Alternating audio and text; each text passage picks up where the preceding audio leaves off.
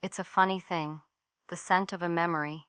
For me, it's always been the smell of cinnamon, nutmeg, and melting butter. It's the smell of my kitchen on a Saturday morning. The smell of the blue ribbon tent at the Monroe County Fair. The smell of my late husband Arthur's smile when he'd sneak a piece of apple pie crust cooling on the rack. For 40 years, that scent was my joy, my signature, my story. I am Ruth Miller, and my pies were the talk of the county, not just good, award-winning. People would say my secret was the apples I used or the way I crimped the crust. They were wrong. The secret was love and a little bit of family history baked into every single one. So when my daughter-in-law, Amber, first asked for the recipes, I understood. She'd married my son David 5 years ago, and she was always looking for a way to fit into our family's story. She'd sit in my kitchen, watching my hands work the dough, her eyes wide with a kind of hungry ambition. She'd say things like, "Oh, Ruth, you have to teach me. This is a legacy." At first it was flattering. I'd show her the basics, how to keep the butter cold, how to weave a lattice top. But when she'd ask for the book, the worn leather-bound journal with my grandmother's handwriting on the first page and my own notes scrawled in the margins of the last, I would always politely refuse. I'd tell her, "These are a family legacy, Amber. One day they'll be passed down, but it's not that day yet." Her requests became more insistent over the years. They turned from sweet pleas into frustrated demands. "It's just pie, Ruth," she'd say, her voice tight. "Why are you so possessive? It's not like you're curing cancer." My son David, bless his conflict-avoidant heart, would just shrug and say, "Mom, she just wants to be like you." He saw it as a compliment. I saw it for what it was, a desire to possess, not to inherit, to own, not to honor. The recipes weren't just lists of ingredients. They were stories of first dates, of patched-up arguments, of celebrating births and mourning losses. Each stain on the page was a chapter. Amber didn't want the story, she just wanted the ending. Last month my story was stolen. I had gone away for the weekend to visit my sister, a rare trip for me. When I came back, the house felt off. A window latch in the back pantry, one I rarely used, was broken. At first I thought nothing of it. Old house, old latches. But then I went to my writing desk in the den, the one where I kept my most precious things, my photos of Arthur, my grandmother's locket, and the recipe book. The desk drawer was slightly ajar. My heart began to beat a frantic, heavy rhythm against my ribs. I pulled it open.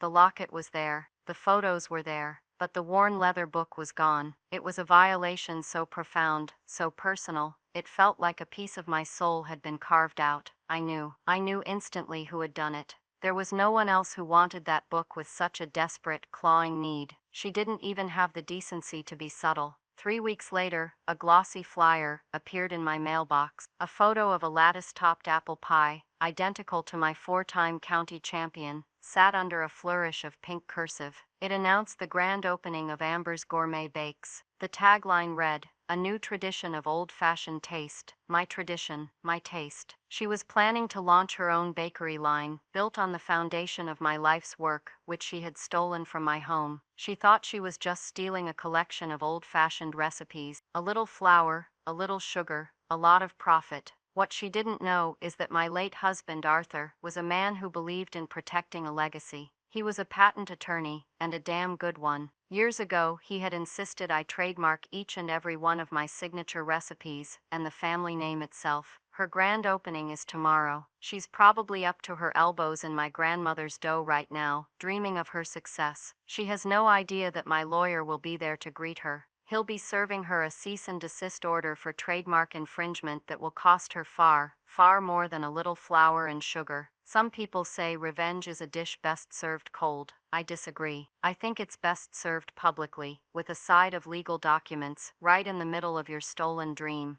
The silence in my house after I discovered the theft was the loudest sound I had ever heard. It was a hollow, echoing void where the comfort of my history used to be. I sat at my desk for what must have been an hour, just staring at the empty drawer. My hands were shaking, not with the tremors of age, but with a deep volcanic rage that was slowly building from the pit of my stomach. It wasn't just a book. It was my grandmother's journey from the old country, written in faded ink. It was my mother's notes on how to adjust the baking time in a humid summer. It was my own life, chronicled in splashes of vanilla and smudges of cocoa, and Amber, my son's wife, had treated it like a common purse she could snatch. My first call was to David. I had to believe, I needed to believe, that he didn't know, that his wife, the woman he swore to love and honor, was a common thief who had broken into his own mother's home. My voice was trembling when he answered. I told him what happened, the broken latch, the empty drawer. I didn't even have to accuse her. The accusation hung in the air between us, thick and suffocating. His reaction was the second betrayal, and in many ways it cut deeper than the first. There was a long pause, and then he sighed. The sigh of a man perpetually exhausted by the women in his life. Mom, are you sure you didn't just misplace it? You know how you get sometimes, how I get. As if my grief and my age had suddenly rendered me senile. I felt a chill spread through my chest. I told him, David, the pantry window was broken. Someone came into my house. He sighed again. Okay, look. Amber has been talking about starting a bakery. She's really passionate about it. Maybe she borrowed it to get some inspiration? She was going to ask you, I'm sure of it. He was defending her. He was crafting a narrative where his wife wasn't a criminal but an ambitious dreamer, and I was just a forgetful old woman standing in her way. Borrowed it? I said, my voice dangerously quiet. She broke a window to borrow it, David. She snuck into my house like a burglar in the night to borrow a family heirloom. The words sounded absurd even as I said them. Well, you're so protective of it, Mom. You never would have just let her use it. It was his classic defense of her, a twisted logic that I had seen him employ for years. Amber's bad behavior was always a reaction to someone else's failing. Amber was rude to my sister because my sister was judgmental. Amber forgot my birthday because I hadn't made a big enough deal out of hers. And now Amber had committed a felony because I was protective of my own property. It was in that moment that I realized my son was not just an innocent bystander caught in the crossfire. He was an architect of this situation. His refusal to set boundaries, his constant smoothing over of her sharp edges, had created a monster of entitlement that now wore an apron and called herself a baker. I ended the call. I didn't shout. I didn't cry. I just said, I see, and I hung up. The rage I'd felt earlier had cooled, crystallizing into something hard and clear. It was resolve. It wasn't just about a recipe book anymore. It was about the profound disrespect, the erasure of my life and my husband's memory, all sanctioned and excused by my only son. My mind drifted back, as it so often does, to Arthur. He'd be sitting across from me at this very kitchen table, his reading glasses perched on his nose, a cup of coffee steaming beside him. He wasn't a man for grand romantic gestures. His love was in the details. It was in the way he always made sure my car had gas, the way he fixed the creaky floorboard on the landing, the way he saw the value in things others overlooked. I remembered one evening, about 10 years ago, I'd just won my third consecutive blue ribbon at the fair for my Georgia peach pie.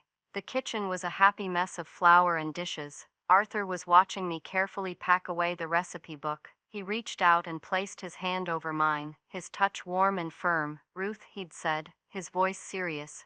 This book, these recipes, this is more than a hobby, it's an asset. It's your intellectual property. I had laughed. Intellectual property. Arthur, it's sugar and fruit. It's what I do. He shook his head, a little smile playing on his lips. He loved it when he could teach me something from his world. No, it's a brand. Ruth Miller's Pies means something in this county. It means quality. It means home. And the specific names you've created, Victorious Apple Crumble, Midnight Cherry Delight, those are unique identifiers. He tapped the cover of the book. This is a business, my love, whether you run it from a storefront or from your own kitchen, and a business needs protection. I was skeptical. It all sounded so corporate, so impersonal for something that felt so deeply personal, but I trusted him. I always trusted his foresight. The next week, he took me to his law firm downtown. He introduced me to his junior partner then, a sharp, fiercely intelligent young woman named Eleanor Vance. I felt a bit silly, sitting in that polished boardroom with my worn-out recipe book, while they talked about trademark classes and brand identity. But Arthur and Eleanor were meticulous. They walked me through it, explaining that while you can't easily patent a recipe, you absolutely can trademark the brand name and the unique stylized names of the products sold under that brand. We registered Miller Fare as the overarching family brand for food services. Then we registered the names of my 12 most famous pies. I signed the documents, feeling a bit like a character in a play, and then I put the papers in our safe deposit box and for the most part forgot all about them. It was Arthur's little project, a strange but sweet expression of his love, an insurance policy for a disaster I never imagined would happen. Arthur passed away 2 years after that. The grief was a fog that settled over everything. In the midst of it, Amber's campaign for the recipes began. At the time, I saw it as a misguided attempt to connect with me, to fill the space Arthur had left. Now I see it was just reconnaissance. She was probing my defenses, looking for a weakness, and my son, lost in his own grief, just wanted peace. He saw her ambition as a sign of life, a forward-looking energy in a house that was drowning in memories. He didn't see the vulture circling. The catalyst that finally shattered my inertia was that flyer. It wasn't just a piece of paper. It was a declaration of war. Amber's Gourmet Bakes. The name was so bland, so generic. It was an insult in itself, and beneath it, the picture of my pie. She hadn't even bothered to change the crust design. It was my signature interwoven lattice, a technique my grandmother had taught me, a pattern as unique as a fingerprint. It was a photocopy of my soul, slapped on a cheap piece of paper and distributed to the whole town. I looked at that flyer, at the smiling, professionally shot photo of Amber holding the pie, and something inside me snapped. The years of her sly comments, her passive aggression, David's endless excuses, it all coalesced into a single burning point of clarity. She didn't just steal a book, she stole my identity. She stole Arthur's legacy of protection. She stole my family's story and was trying to sell it as her own. It wasn't about revenge until it was. And it was going to be thorough. I walked over to the phone, my hand steady now, and I dialed the number for the law firm of Vance and Associates. When a calm, familiar voice answered, I said, "Eleanor, it's Ruth Miller. I think we need to talk about my pies." The voice on the other end of the line was warmer than I expected after so many years. Eleanor had taken over the firm after Arthur's retirement and then his passing, and she'd turned it into one of the most respected intellectual property practices in the state. "Ruth," she exclaimed, "it's so good to hear your voice. I'm so sorry it's been so long. How are you holding up?" Her kindness almost undid me. For a month I had been navigating this sea of betrayal alone, feeling like a ghost in my own life. Hearing her voice, a direct link to Arthur, and a time when my world felt secure, was like a lifeline. "I'm getting by, Eleanor," I said, my own voice thicker than I intended. "But I'm afraid I'm not calling for a social catch-up. I need your help. I need a lawyer." There was a pause, and then the warmth in her voice was replaced by the crisp efficiency I remembered from that boardroom. "Of course, Ruth, whatever you need, tell me everything." And so I did. I told her about the years of Amber's cloying requests, the broken window, the missing book. I told her about my son's infuriating willful blindness, and then, my voice shaking with renewed anger, I told her about the flyer. I could almost hear her mind working through the phone, cataloging the offenses, building the case. When I finished, she was quiet for a moment. Then she said, "That audacious little, well, Arthur always said she had more ambition than sense. He saw this coming, you know. Not in this exact way, perhaps. He never would have imagined she'd commit a felony, but he saw the covetousness in her. He saw that she didn't respect the origin of things." "He did?" I asked, a fresh wave of grief and love washing over me. I had thought his trademarking project was a sweet, abstract gesture. I never realized it was a targeted shield, forged specifically against a threat he had identified long before I did. "Oh, absolutely," Eleanor confirmed. "He called it the Amber Clause. He told me, one day that girl is going to try to monetize Ruth's soul. I want to make sure the soul has representation. He was a poet when he wanted to be." She sighed. "I'll pull the files, Ruth. They're in our long-term storage, but I know exactly where to look.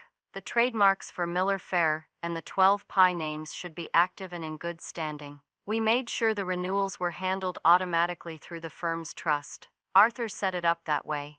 The thoroughness of his care reaching out from beyond the grave was staggering. He hadn't just protected me, he had ensured the protection would outlast him. He had paid for it in advance, a final gift I was only now unwrapping. A few hours later, Eleanor called back.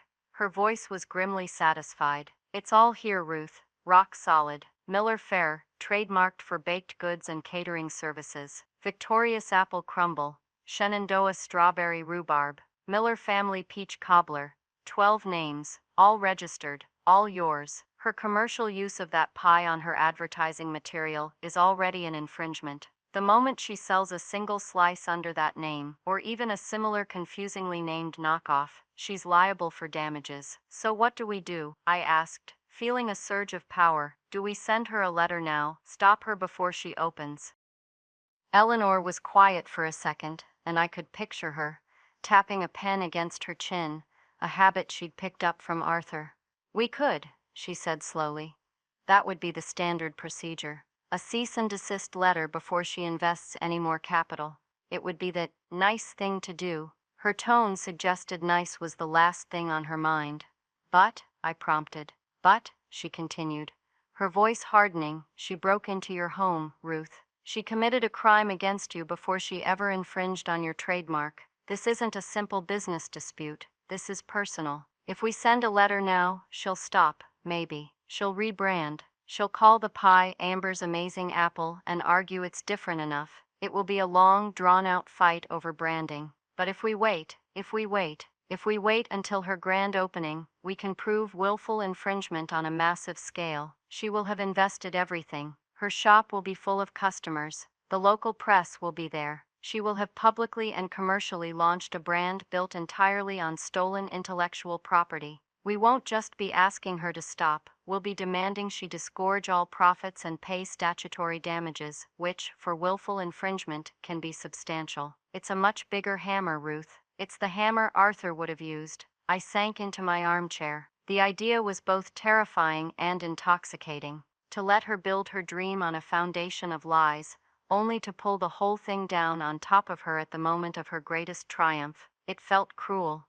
It felt calculated. It felt right. Was I a bad person for wanting to see her face at that moment? For wanting to see the empire she built on theft crumble into dust? Eleanor seemed to sense my hesitation. "Ruth, this isn't about being cruel. This is about establishing consequences. She didn't just borrow an idea. She violated the sanctity of your home and your family. She and your son dismissed your feelings, your legacy, and your rights. What they are about to experience is not a punishment you are inflicting. It is a consequence they have earned. You are simply the instrument of that consequence." She made her bed. "Now she has to lie in it, and you have every right to pull the covers off." That was the phrase that sealed it for me. A consequence they have earned, both of them. David with his weak-willed enabling, and Amber with her rapacious greed. This was not my revenge. This was their karma, and I was just going to deliver the bill. "All right, Eleanor," I said, my voice as steady as it had been in years.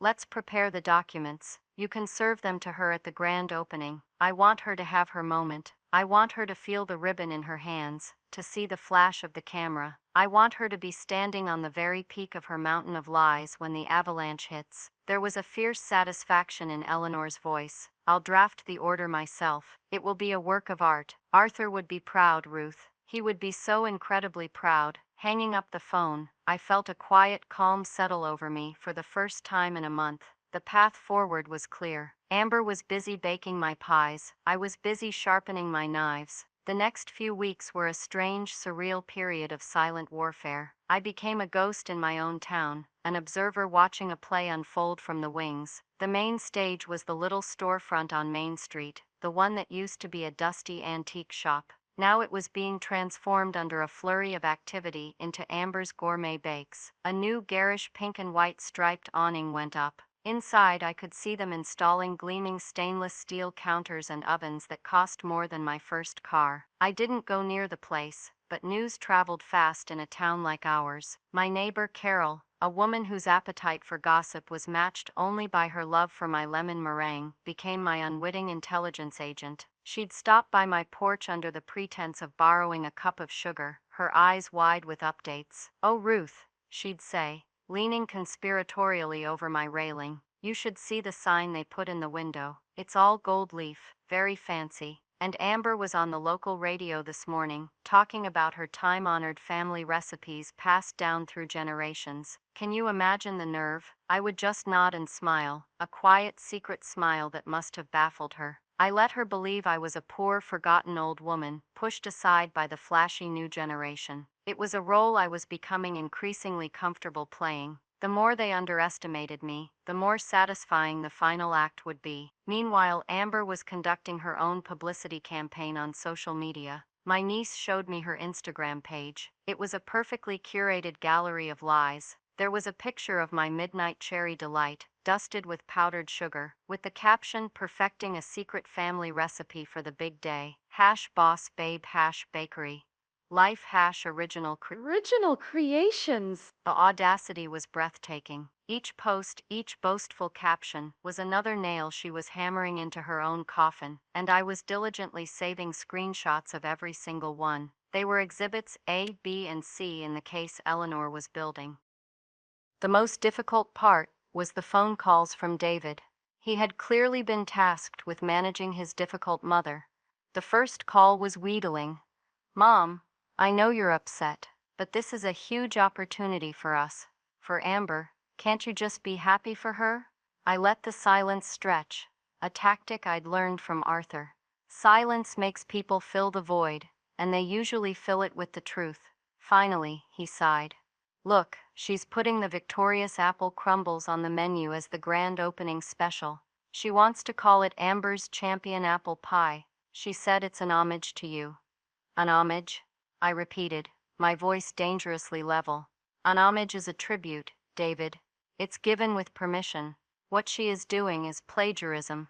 It's theft, and calling it by a different name doesn't change what it is." He became frustrated. "Why do you have to be so difficult? It's just pie." It's that phrase again. That dismissive, belittling phrase that revealed how little he understood. "It's not just pie, David. It was never just pie. It's a legacy. A legacy your wife stole." The final call came 3 days before the opening. His voice was strained tight with a panic he was trying to conceal. "Mom, the grand opening is Saturday. It would mean a lot to me, to Amber, if you were there, in the front row. It would show everyone that we're all one big happy family. It would show that you've given her your blessing." He wanted to use me as a prop. He wanted to parade me in front of the town to legitimize their fraud. The cold fury that had become my constant companion flared. "No, David, I will not be there. I will not stand by and smile while your wife sells my family's history piece by piece to strangers." But people are starting to ask questions," he stammered, his voice dropping. "Your friend Carol was in the hardware store telling people that the pie on our flyer looked exactly like your county fair winner. Your cousin Martha called and asked Amber where she got the recipe for her peach cobbler, because it sounded awfully familiar. We need you there to shut down the rumors." So that was it. The silent takeover was having an effect. My quiet withdrawal, my refusal to play their game, was creating a vacuum that was being filled by the community's collective memory. They weren't just my pies, they were the town's pies. People had eaten them at weddings, at funerals, at 4th of July picnics for 40 years. They knew my work, they knew my signature, and they were starting to realize that Amber's new tradition felt suspiciously like an old one. A delicious, vicious thought sparked in my mind. I said, "David, are you worried? Do you think people will believe that Amber is a fraud?" He didn't answer. He didn't have to. His panicked silence was a confession. "Good," I said, and for the first time I let the ice in my voice show. "He should be worried. You both should be." I hung up the phone. The board was set. The pieces were in motion. Amber was in her gleaming new kitchen, surrounded by stolen dreams, completely oblivious to the fact that her ownership was about to be foreclosed upon. And I, the silent, forgotten old woman, held the deed. This wasn't a hostile takeover, it was a reclamation. The day before the grand opening, the power shift became undeniable. It wasn't a dramatic, explosive event, but a quiet, chilling exodus of support that I could feel even from the solitude of my home. My cousin Martha, the one who had apparently called Amber, rang me that afternoon. Martha was a no-nonsense woman, a retired schoolteacher who valued honesty above all else. "Ruth," she said, her voice devoid of its usual warmth, "I need to ask you something, straight out. Did you give Amber your pie recipes?" "No, Martha, I did not," I replied, my own voice just as direct. There was a heavy sigh on the other end of the line. I thought as much. When I asked her about the peach cobbler, she got all flustered. Started talking about how great artists steal and how she was improving on a classic. I told her that my grandmother didn't need any improving, and neither did yours. The arrogance of that girl is just staggering. She continued, "I was going to go to that opening tomorrow, you know, to support David. But I won't. I won't stand there and applaud a thief. Frank and I are going to the farmer's market instead." She didn't have to say anything more. Martha was the matriarch of the Miller clan's extended family. If she wasn't going, none of them would be. An entire branch of the family tree was effectively boycotting the event. Later that evening, the real blow came. David showed up at my front door. It was the first time he'd come to my house since the book was stolen. He looked terrible. His face was pale, his eyes were shadowed with sleeplessness, and his expensive suit looked rumpled and sad.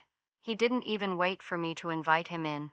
He just pushed past me into the foyer, his hands twisting together.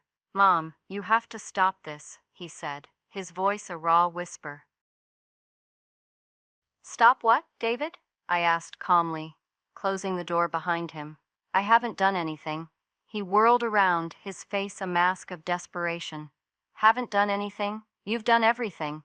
You've turned the whole family against us. Aunt Martha called this afternoon and told Amber she was a disgrace. A disgrace. And then the fair committee called. They heard about the bakery, and they wanted to do a feature on Amber for the newsletter, as your protégé. When Amber couldn't answer their questions about the history of the recipes, they got suspicious. Now they're postponing the article. It's a disaster. Everyone is talking. You're ruining her." I stood there looking at my son, and I felt a profound and weary sadness. He still didn't see it. He saw my silence as an attack, my inaction as a deliberate campaign of sabotage. He couldn't comprehend that this was all the natural result of their own choices. They had built their house on a lie, and now they were shocked that the foundation was crumbling. "I am not the one who broke into a home, David," I said, my voice soft but unyielding. "I am not the one who lied on the radio. I am not the one who put my name on another person's life's work. She is not being ruined by me. She is being ruined by the truth." Tears welled in his eyes. They were tears of frustration,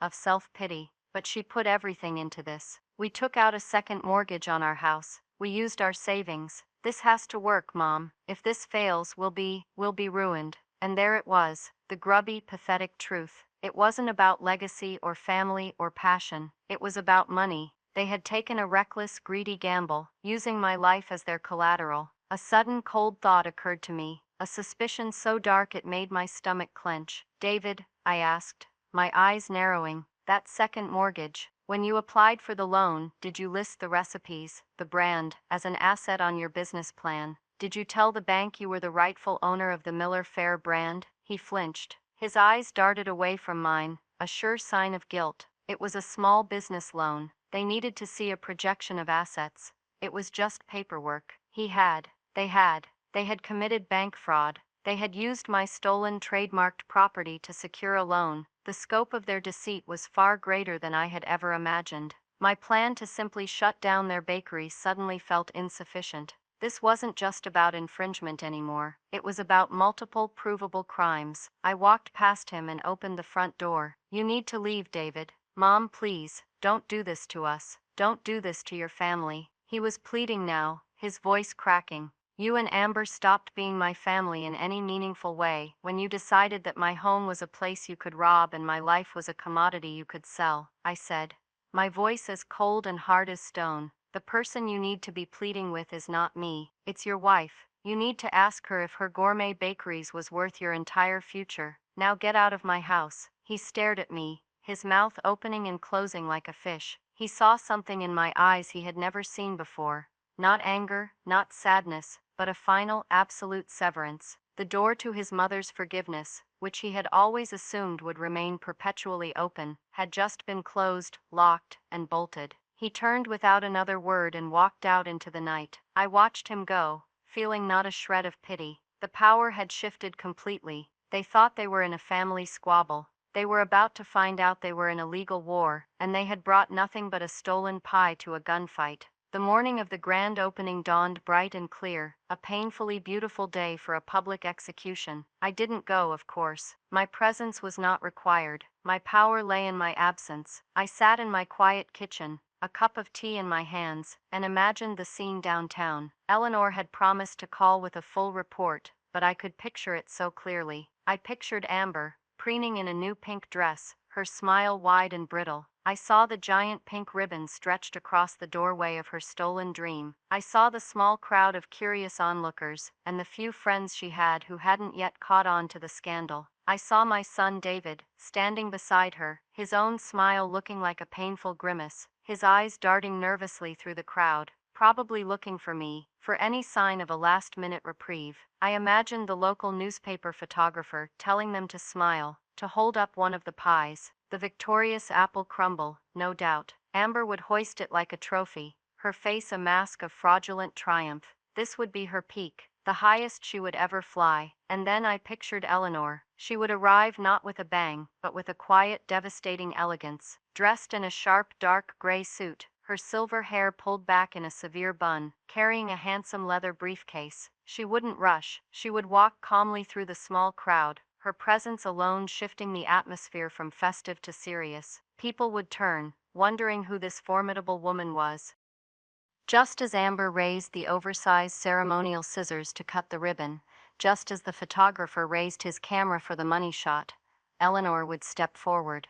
She would say, in a voice that was not loud but carried with undeniable authority, "Amber Miller?" Amber's triumphant smile would falter, replaced by a flicker of confusion. "Yes? Can I help you?" she'd ask, trying to keep the cheerful facade in place. "I'm Eleanor Vance," she would say, opening her briefcase. "I'm counsel for the Miller Fair brand, and I'm here to serve you." And then she would hand it to her.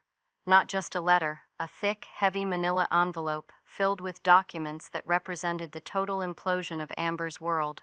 The cease and desist order, the formal complaint for trademark infringement, the notice of intent to sue for damages, both actual and statutory, a separate letter addressed to their bank, informing them of the fraudulent representation of assets in their loan application. I could see the scene in my mind's eye with perfect clarity, the scissors clattering to the pavement, Amber's face, a slow-motion cascade of emotions, confusion, annoyance, dawning comprehension, and finally, stark, white-faced horror. I saw David rushing to her side, grabbing the papers, his face turning ashen as he read the first page. The words willful infringement, statutory damages, bank fraud. The photographer, sensing a far more interesting story than a simple bakery opening, would lower his camera from the ribbon and focus squarely on Amber's crumbling face. Click, a new kind of money shot. The crowd would fall silent, murmuring, sensing the disaster. The pink ribbon would flutter, uncut.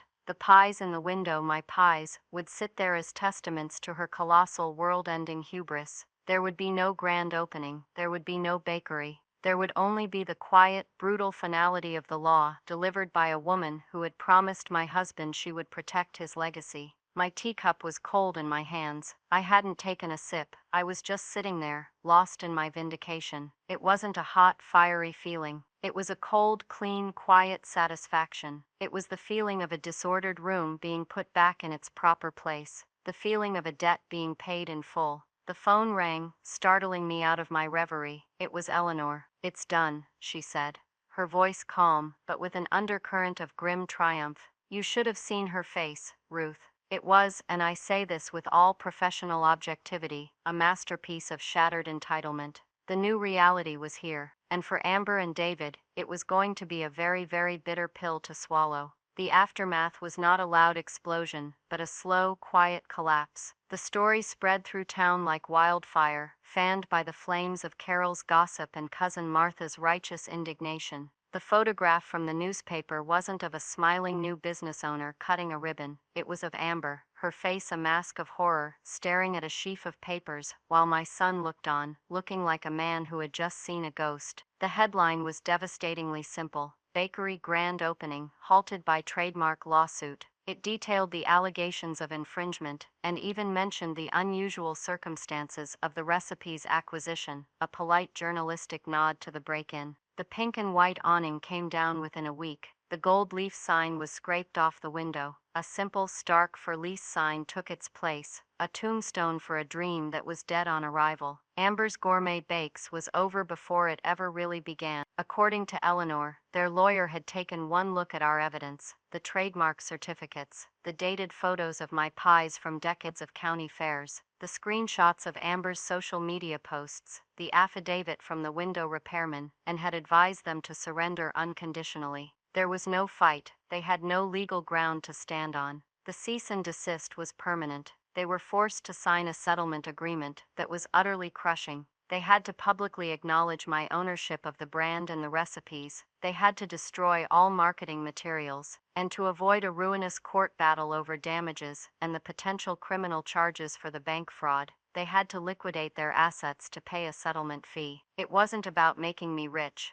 Eleanor structured it so the fee was almost the exact amount of their fraudulent small business loan, which would be used to pay it back directly to the bank. It was a clean, elegant, and inescapable trap. They had not only lost their dream, they had lost their house. The second mortgage, combined with the settlement, had wiped them out completely. David called me once, about a month after the grand opening that wasn't. His voice was hollow, a ghost of its former self. He didn't accuse or plead. He just said, "Was it worth it, Mom? Was it worth destroying your own son to prove a point?" I thought for a long moment before I answered. I thought about Arthur and his foresight. I thought about my grandmother's handwriting in the stained pages of that book. I thought about the smell of my kitchen, a sanctuary that had been violated. "I didn't destroy you, David," I said, my voice soft but firm. "You and Amber made a series of choices. You chose greed over family. You chose lies over truth. You chose theft over respect. What you're experiencing isn't my victory. It's the bill for all of those choices finally coming due. I just sent the invoice." He was silent. I don't know if he understood, or if he ever will. He is so enmeshed in Amber's narrative of victimhood that he may never see his own role in their downfall. I have heard they moved out of state to live with her parents. I don't know for sure. I haven't tried to find out. That door is closed. And me? I found that my life became quieter, but in a good way. The angry, buzzing silence of betrayal was replaced by a peaceful, contented silence. One afternoon I took out the recipe book, which the police had recovered from Amber's house, and opened it on my kitchen table. I ran my fingers over the familiar pages, the stains and notes like old friends. It wasn't a weapon anymore. It was just my story again. Last week I did something I hadn't done in years. I baked for the sheer joy of it. I made a victorious apple crumble, the smell of cinnamon and butter filling my house once more. It smelled like home. It smelled like Arthur. It smelled like peace. I didn't do it for a competition or for a customer. I just did it for me. I ate a slice while it was still warm, standing right there in my kitchen, and it was the best pie I had ever tasted. So now I sit here, in my quiet house, and I think about legacy. Amber thought a legacy was something you could steal and sell. She thought it was a shortcut to success, but she was wrong. A legacy isn't an object you can possess. It's a responsibility you carry. It's the story you choose to tell, not with your words, but with your actions. My pies were never about the flour or the sugar. They were about love and history and respect. She failed to understand that, and it cost her everything. It wasn't about revenge, not really. It was about restoration. It was about taking back my story and making sure no one could ever try to write a false ending for it again.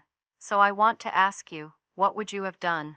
Would you have warned her? Would you have let her get away with it for the sake of keeping the peace in your family? Or would you have done what I did and demanded that a profound disrespect be met with a profound consequence? Let me know your thoughts in the comments below.